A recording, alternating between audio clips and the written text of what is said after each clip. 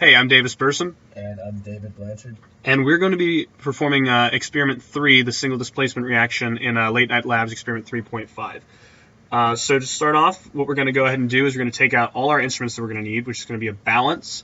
We're going to take a gas syringe, a pressure gauge, and a thermometer.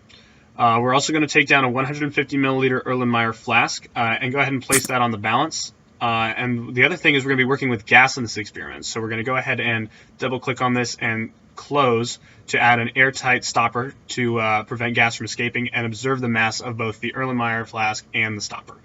Now to go ahead and add ingredients, we're going to take 15 milliliters of 6 molar hydrochloric acid, and we're going to add them in like this to our Erlenmeyer flask and take a look at the weight.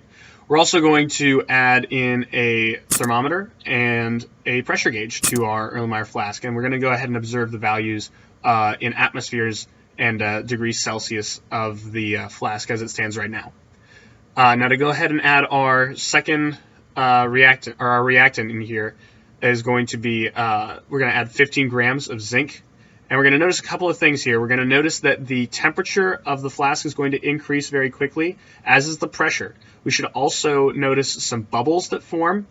And actually, if you look here, this temperature is actually wrong. It jumped up very quickly to 28 and then for some reason resets back to 0. I'm assuming that's a programming error. Right now it should be reading something about 26 degrees and should be dropping back towards room temperature of about 21.5 degrees Celsius. We did notice the bubbles, and we've also noticed the increase in the pressure as told by the pressure gauge up to about 1.68 atmospheres now.